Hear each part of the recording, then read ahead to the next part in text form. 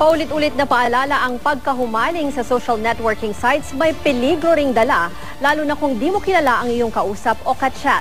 Sa Karachi, Pakistan, isang binatilyo ang nasagip matapos kidnapin ng makipag-eyeball daw ito sa kanyang Facebook friend. Live mula sa Quezon City, may report si Bam Alegre. Bam? Ruth, ang maganda daw sa internet, narito na raw halos lahat ng impormasyon. Pero yan din yung dahilan kung bakit dapat daw mag-ingat dito. Partikular na sa social media, bagamat mabuting naiugnay nito ang iba't ibang tao mula sa iba't ibang lugar, dapat daw mag-ingat sa ilang mga panganib na hatid nito. Narito ang ulat. Sa internet lang nagkakilala si Jessany at Papa Carlo, radio DJ ng Barangay LS 97.1. Naitabi pa nga ni Papa Carlo ang una niyang Facebook message matapos i-like ni Jessany ang fanpage niya. Pero dahil nasa Japan si Jessany noon, 7 buwan silang nagsuyuan sa internet hanggang sa nagdesisyon silang mag-eyeball.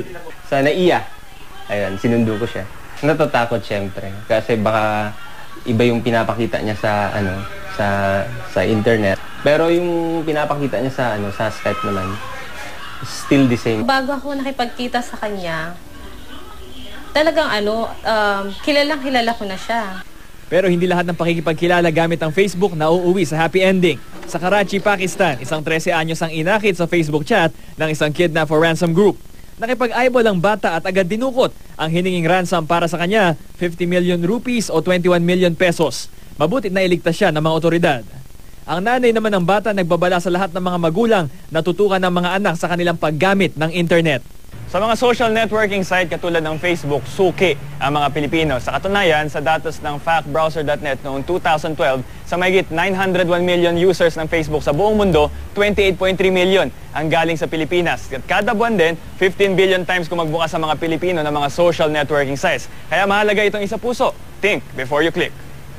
Ayon sa isang safety expert, mas mabilis na makakuha ng impormasyon sa tulong ng internet.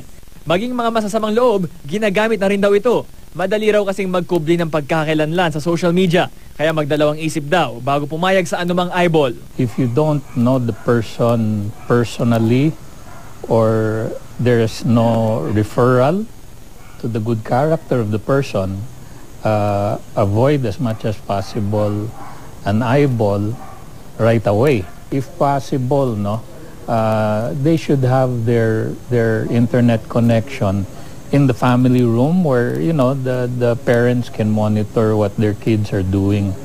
Maigi rin daw na i-customize ang ating social networking profiles para maingatan ng mga sensitibo at personal na impormasyon. Isang social media sa mga tools na pwede nilang gamitin, maaari nilang tiktikan, i-familiarize ang kanilang sarili sa mga galaw natin, sa mga hilig natin, sa mga pinupuntahan natin.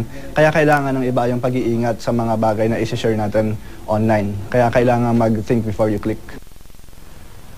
Ruth, wala naman daw masama sa pag-eyeball gamit ang internet. Bale, isa naman sa purpose ng internet yung socialization. Pero kailangan may halong pag-iingat. Mas maganda daw dumalo sa mga group eyeballs at magandang gawin ito sa mga ligtas at pampublikong lugar. Katulad ng mga mall. Ruth? Ba, maganda yung sinabi nung in-interview mo kanina na dapat kung meron sa bahay, dun sa mga talagang tinatauhan ng lugar like sa sala, yung nakikita yung mga bata. Pero yung mga bata mismo, diba, marami sa kanila may Facebook pages na rin. Parang ano ba yung in-advise na yung magandang age para payagan mo yung isang bata na magkaroon na rin ng Facebook? May sinabi ba yung ekspertong nakausap mo?